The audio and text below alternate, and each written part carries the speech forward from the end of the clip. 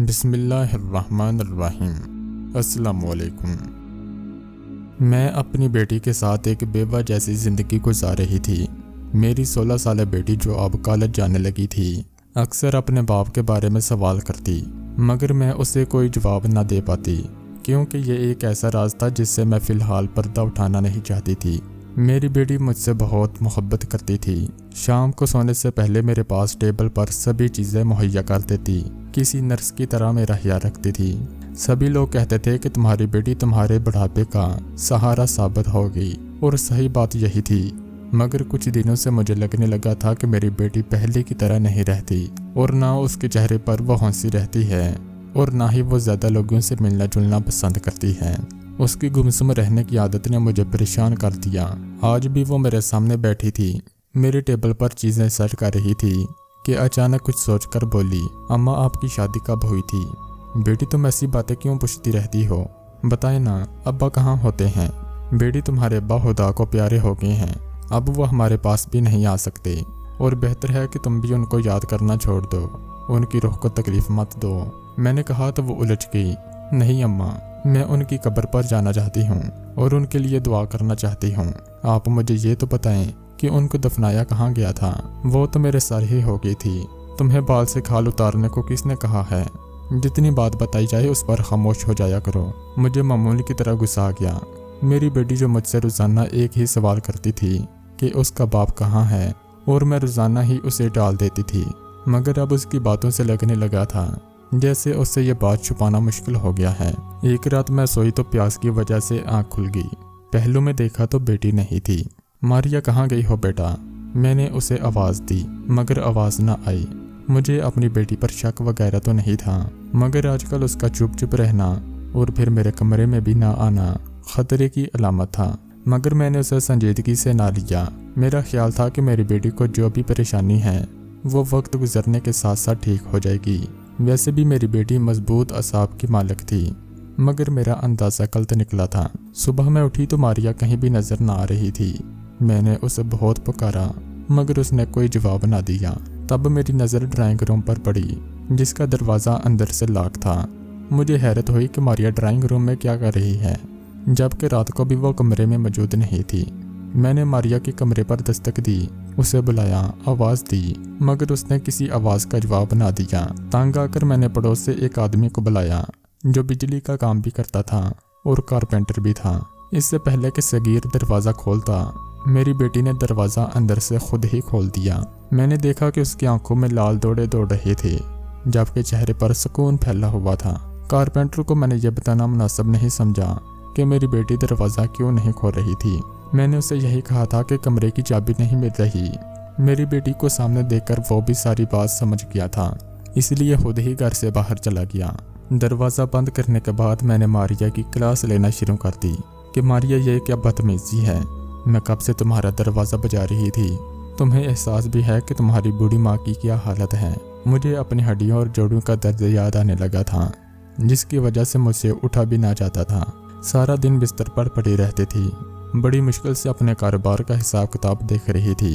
امی جان مجھے معاف کر دیں، مجھے پتہ ہی نہیں چلا کہ آپ دروازہ بجا رہی ہیں۔ کیوں بھائی، تم ایسا کیا کام کر رہی تھی کہ تمہیں خبر ہی نہیں ہوئی کہ کوئی دروازہ پاگلوں کی طرح بجا رہا ہے؟ میں نے سارا غصہ اس پر نکالا۔ امی جان مجھے معاف کر دیں، آئندہ ایسا نہیں ہوگا، اس نے جھکی جھکی نظروں سے کہا۔ وہ تو مجھ سے نظریں بھی نہیں ملا پا رہی تھی۔ اس کی ان باتوں سے مجھے اور بھی شک ہونے لگا تھا، مگر کیا بتاؤں ان دنوں میری حالت کیا تھی۔ ہڈیوں میں تو پہلے ہی درد تھا، رات کو پانی پینے اٹھی تو باتھ روم میں پھسل کر گر گئی، جس کی وجہ سے میرے جسم میں ایسی چوٹیں آئیں کہ ہلنا بھی محال ہو گیا تھا۔ اب تو لگتا تھا کہ میری باقی زندگی بڑھاپے میں اور معذوری میں ہی گزر جائے گی، مگر میری بیٹی ماریا مجھے تسلی دیتی، کہتی کہ امی جان آپ کو یہ بیماری کچھ بھی نہیں کہہ سکتی، یہ منٹوں سیکنڈوں میں حل ہو جائے گی، آپ پریشان مت ہوا کریں، اور میں آپ کو کبھی بیمار نہیں رہنے دوں گی۔ میں اس کی بات پر بہت ہنستی، مگر میں ہی جانتی تھی کہ یہ وقت میرے لیے کتنا تکلیف دہ ہے۔ اب میں اپنے کمرے میں ہی زیادہ تر مصروف رہتی تھی، کتابیں پڑھتی اور ٹی وی وغیرہ دیکھتی رہتی۔ میری بیٹی جب بھی آتی میرے پاس بیٹھ کر مجھ سے باتیں کرتی تو میرا دل بہل جاتا تھا۔ وہ مجھے کمرے میں چھوڑ کر اکثر باہر چلی جاتی تھی۔ میں اسے آوازیں دیتی تو 2-3 منٹ ضرور لگا دیتی تھی۔ और आवाज़ भी ना निकालती थी, जैसे किसी ने खामोश रहने की हदायत की हो। उसकी ये बातें मुझे उलझन में डाल देती थीं। एक दिन की बात है, मेरे सर में बहुत दर्द हो रहा था। मैंने उसे बुलाया तो वो भागती हुई अंदर आ गई। मैंने कहा कि मारिया, मेरे सर में दर्द हो रहा है, मेरा सर तो दबा दो। वो खामोशी से मेरा सर दबाने लगी, मुंह से एक लफ्ज़ भी नहीं बोली। अब मैं अक्सर नोट कर रही थी कि मारिया ज़्यादातर खामोश रहती है। मेरी आवाज़ देने पर भी वो बात नहीं करती थी। मेरी बेटी को हो क्या गया था, मैं दिल ही दिल में सोचती, मगर कोई सिरा हाथ ना आता। मैं आराम से लेटी माजूरों की तरह आराम करती रहती, या फिर उस बेटी का ख्याल रखती जिसे मैंने बचपन में तवज्जो और मोहब्बत ही नहीं दी थी। शायद ये उसी का असर था कि वो इस कदर खामोश रहने लगी थी। लेकिन वो मेरा बड़ा ख्याल रखती थी, मुझे बिस्तर से पाँव भी ना हिलाने देती थी। कहती कि आपको तकलीफ हो जाएगी, आप बैठें आराम करें, मैं आपको हर चीज़ यहीं पर ला कर दे दूँगी। अब मैं अपने कमरे तक ही महदूद होकर रह गई थी। मेरे शक्की जहन में तरह तरह के ख्यालात आने लगे थे। मैं सोचने लगी थी कि मेरी बेटी यार मुझे कमरे से क्यों नहीं निकलने देती। एक दिन मैंने मारिया को कहकर मार्था को बुला लिया। मार्था मेरी पुरानी जानने वाली थी। मैंने अपनी बेटी के जाने के बाद मार्था से सारे ख्यालात का जिक्र किया। कहने लगी कि तुम्हें परेशान होने की ज़रूरत नहीं, मैं तुम्हारी बेटी पर नज़र रखूंगी। तुम चल फिर नहीं सकती तो क्या हुआ, तुम्हारी आंखें और कान बंद कर मैं इस घर में रहूंगी। तुम बस अपनी बेटी से कह दो कि वो मुझे इस घर से जाने का ना कहे और ना ही ऐसा सोचे कि मैं चली जाऊंगी। मार्था पर मुझे पूरा यकीन था। उसने मुझे कहा कि हो सकता है कि तुम्हारी बेटी किसी ऐसे काम में पड़ गई हो जिससे निकलना उसके लिए मुश्किल हो रहा हो। मैं निगरानी करूंगी तो यकीनन वो मुझसे बच नहीं पाएगी। अब मुझे मार्था का इंतजार रहने लगा था। मैंने अपनी बेटी से कहा कि ये मेरी एक पुरानी सहेली है, इसके शोहर ने इसे घर से निकाल दिया है, तलाक याफ्ता है बेचारी, कुछ दिन यहाँ पर रुकेगी क्योंकि इसके पास और कोई ठिकाना नहीं है। तुम इसका ख्याल रखना और इसे अपने साथ ही रखना। मारिया मार्था को देखकर परेशान हो गई थी। बोली, अम्मी जान क्या ये अब यहीं रहेंगी? उसकी परेशानी मुझे और मार्था को खूब समझ आ गई थी। मैंने कहा, हाँ मार्था अब यहीं रहेगी और मैं तुम्हें हुक्म देती हूँ कि हर काम इससे पूछ कर करना। ऐसा ना हो कि तुम इसकी बात ना मानो और फिर तुम्हें मेरी नाराज़गी बर्दाश्त करनी पड़े। जी अम्मी, बेहतर है, जैसा आप कहेंगी वैसा ही होगा। मारिया ने इतना कहा और कमरे से बाहर चली गई। मार्था कहने लगी कि तुम्हारे दिलजोई को मैं तुम्हारे कमरे में ही रुक जाती हूँ, मगर मैं ऐसा नहीं चाहती थी। मैंने मार्था से कहा कि तुम मेरी बेटी के कमरे में जाओ ताकि उसकी खैर खबर से मुझे आगाह करती रहो। मार्था ने कहा, ठीक है, मैं तुम्हें एक एक मिनट की खबर से आगाह करूंगी। मुझे पूरा यकीन है कि 2-3 दिन में ही तुम्हारी बेटी का राज पता चल जाएगा। अगले दिन मार्था मारिया के कमरे में ही थी। मार्था ने सारी रात जाकर देखा कि मारिया क्या करती है, मगर मारिया ने कोई ऐसी मशकूक हरकत नहीं की जिससे मार्था को किसी भी किस्म का सबूत मिल पाता। अगले दिन मैंने मार्था से पूछा तो कहने लगी कि मुझे लगता है कि तुम्हारी बेटी हमारे प्लान को समझ गई है। बेहतर है कि मैं 1 हफ्ता के बाद दोबारा आऊं, वरना तो ये मुहतात हो जाएगी और फिर कभी पकड़ाई नहीं देगी। तुम उसे कहो कि मार्था कुछ दिन दोबारा आएगी ताकि ये मुहतात ना रहे और कोई ऐसी गलती करे जिससे मैं इसे पकड़ लूं। मार्था की बात सही थी।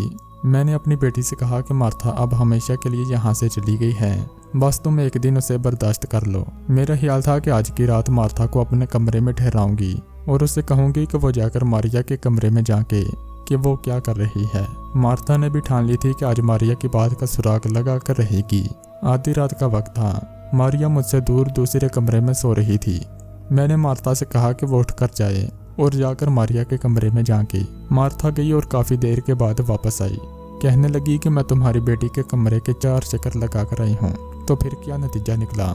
मैंने बेचैनी से पूछा। कहीं वो किसी लड़के के चक्कर में तो नहीं पड़ गई? मैंने परेशानी से पूछा। मैं बहुत परेशान हूँ कि वो क्या करती है। उसने कहा कि मैं बहुत परेशान हूँ कि ऐसा वो क्या करती है। कमरे की सारी रोशनियां भी बुझी हुई हैं, मगर कमरे से एक अजीब सी आवाज़ आ रही थी। लगता है कि कोई दूसरा भी मौजूद है। मैं ऐसा करती हूँ कि दरवाज़ा खटखटाऊंगी। अगर उसने दरवाज़ा खोल लिया तो इसका मतलब है कि वो अकेली है। अगर उसने ना खोला तो फिर तुम समझ जाना। मार्था से कहा, हाँ चलो ठीक है, तुम जाओ और उसका दरवाज़ा बजाओ, कहो कि मेरी तबीयत खराब है। मेरी हदायत पर वो चली गई। उसने मारिया को डराने की स्कीम तैयार कर ली थी। उसने दरवाज़ा बजाया और कहा कि तुम्हारी माँ तुम्हें बुला रही है और सख्त तकलीफ में है। मारिया ने जल्दी से दरवाज़ा खोला और भागती हुई मेरी तरफ आई। तब तक मार्था उसके कमरे की तलाशी लेने लगी थी। मारिया मेरे पास आई मैंने उसको काफ़ी देर अपने पास बिठाए रखा, बताया कि मैं बहुत परेशान हूँ। आजकल तुम्हारी बातों की वजह से मुझे चैन की नींद नहीं आती। मेरी बातें सुनकर मारिया अफसोस से रोने लगी। अम्मी जान, आपको परेशान करना मेरा मकसद नहीं है। आप बताएं मुझे, क्या मुझसे कोई कोताही हुई है? मैं मारिया को तकलीफ नहीं पहुंचाना चाहती थी। वो मुझसे पूछ रही थी, मगर मैं उसे बता नहीं पा रही थी कि मुझे उस पर क्या शक है। बहरहाल थोड़ी देर के बाद मार्था भी आ गई। उसने मुझे इशारा किया तो मैंने मारिया को जाने का कहा। मारिया के जाने के बाद उसने मुझे बताया कि मारिया के कमरे में ऐसी कोई महलूक चीज़ नहीं है जिससे हम उस पर शक करें, या फिर ये बात कहें कि वो किसी लड़के से बातचीत करती है, क्योंकि इसके पास तो फ़ोन भी नहीं है। मार्था की बात अपनी जगह सही थी, मगर मारिया में बदला हुआ रवैया बिला वजह नहीं हो सकता था। अगले दिन मार्था ने चले जाना था। मार्था के जाने के बाद मारिया मेरे कमरे में आ गई और कहने लगी कि अम्मी जान, मुझे अच्छा नहीं लगता कि मेरे होते हुए आप अकेले सोएं। अलबत्ता अगर मुझे पढ़ाई करना होगी तो मैं रात को उठकर अपने कमरे में चली जाऊंगी। अब भी मुझे मारिया का मकसद समझ नहीं आ रहा था। बहरहाल मैंने मारिया को अपने कमरे में बैठा लिया। अब वो रात भर मुझे कहानियाँ सुनाती और सभी तरह की चीज़ें खिलाने की कोशिश करती। एक दिन मुझे चोट सी आ गई। मारिया कहने लगी कि अम्मी जान, आपको हल्दी वाला दूध पिलाऊंगी, इससे आप ठीक हो जाएंगी, आपको कभी कोई बीमारी नहीं रहेगी। ये मेरी एक सहेली ने मुझे बताया है कि इस पर एक खास किस्म की जड़ी बूटी भी डाली जाती है, इसके बाद सारी बीमारियां चौमंतर हो जाती हैं। बेटी की बात सुनकर मैं खिल उठी थी। अब मारिया मेरा और भी ख्याल रखने लगी थी। वो दूध का गिलास लेकर आती जिसमें हल्दी मिली होती थी। मैंने एक एक घूंट करके सारा दूध पिया। ऐसा लग रहा था जैसे मेरे जोड़ों में सुकून उतर रहा हो। वो दूध का प्याला खत्म होने के बाद मुझे बहुत गहरी नींद आ गई थी। रात को मैं बहुत पुरसुकून अंदाज में सोई। ऐसा लगता था कि जैसे मेरे सारे दर्द जिस्म से भाग गए हों। सुबह नींद से बेदार हुई तो खुद को तरोताज़ा पाया। मैं जान गई थी कि मेरी बेटी ने वाकई मुझे एक बासर दवा दी है। अब रोज़ यही होने लगा था। मेरी बेटी रोज़ाना मुझे हल्दी वाला दूध देती और मैं पीकर आराम से सो जाती। फिर वो मेरी टांगों की भी मशक भी करवाने लगी थी, जिससे मुझे वक्ती आराम मिल जाता था और दर्द वगैरह भी ख़त्म हो जाते थे। लेकिन फिर भी मुझे मारिया की तरफ से सुकून नहीं था। यूँ लगता था जैसे वो मुझसे कुछ छुपा रही हो या मुझसे कुछ कहना चाहती हूँ। फिर भी मैं खामोशी ही रही। मैं सही वक्त के आने का इंतज़ार कर रही थी। वैसे भी मार्था ने कहा था कि वो अगले हफ्ते फिर आ जाएगी। एक दिन रात के वक्त की बात है। मारिया मेरे कमरे में दूध वाला गिलास लेकर आई। मेरे हाथ चूंकि कांप रहे थे, इसलिए दूध मेरे हाथ से गिर गया। दूध गिरने की देर थी कि मारिया का रंग ही उड़ गया। उसकी रंगत ऐसी उड़ी जैसे दूध न गिरा हो, सोने का पानी गिर गया हो। मारिया की उड़ी हुई रंगत ने मुझे हैरत में डाल दिया। मारिया, ऐसा क्या हो गया है? तुम इस कदर बुखला क्यों गई हो? दूध ही तो है, और लेकर गर्म करो और हल्दी डालकर दोबारा ले आओ। मेरी बात पर मारिया किचन में पलट गई, मगर उसके चेहरे पर परेशानी के आसार थे। मैंने देखा कि वो बहुत हैरान लग रही थी। वापसी पर उसके हाथ में एक रुई का गुच्छा भी था। उसने बड़ी एहतियात से वो गिरा हुआ दूध रुई वाले गुच्छे में चूस लिया और फिर उसे बाहर ले जाने लगी। मैं अपने जहन में कुछ सोचने लगी कि कल को क्या करना है। अगले दिन जब मारिया दूध का गिलास लेकर आई तो मैंने कहा कि बेटी, ये मैं दूध नहीं पी सकती, इसमें तो चीनी नाम की चीज़ ही नहीं। जाओ और जाकर चीनी लेकर आओ। मेरे कहने पर वो किचन की तरफ गई, जबकि बाद में मैंने चुपके से वो दूध एक बोतल में डाल लिया और बोतल को अपने तकिए के नीचे छुपा लिया और मारिया के आने पर बकिया दूध चीनी वगैरह डालकर पी लिया। अगले दिन मार्था ने भी आ जाना था। हस्बत वक्त वो आ गई तो मैंने सारी कहानी उसके सामने रखी। कहने लगी कि मुझे पक्का यकीन है कि तुम्हारी बेटी तुम्हें गहरी नींद सुलाने के बाद किसी से मिलने जाती है या कोई बातचीत करती है, जब ही वो तुमको बता नहीं पा रही। मार्था की बात सही थी। बेटी की खिदमत से मुझे नींद तो बहुत पुरसुकून आती थी, मगर उसके बाद क्या होता है मुझे कुछ मालूम ना होता। अलबत्ता मेरी तबीयत खराब बिल्कुल भी ना होती थी।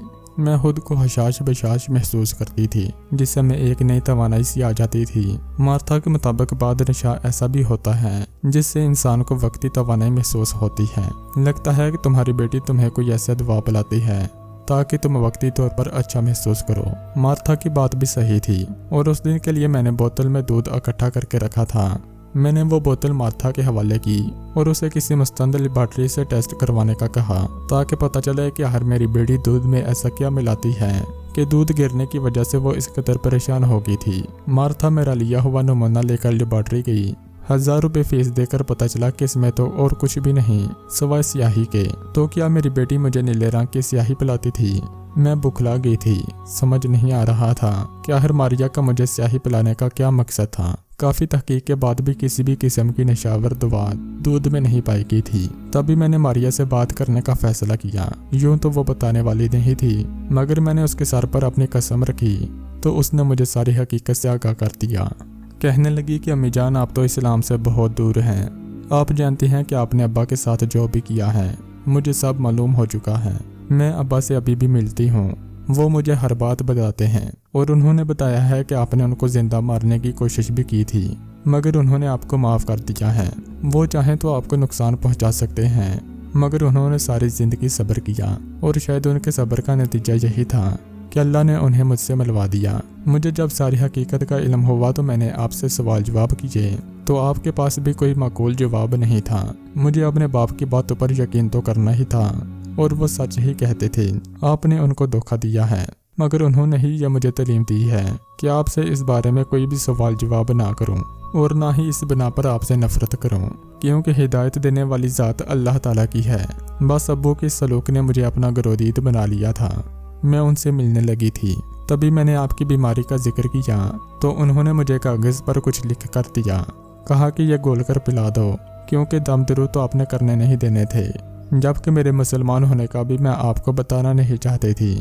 बस इसी वजह से आपको तवीज़ घोल कर पिला देती और मेरा मकसद सिर्फ अपनी माँ की सेहत के अलावा और कुछ नहीं था।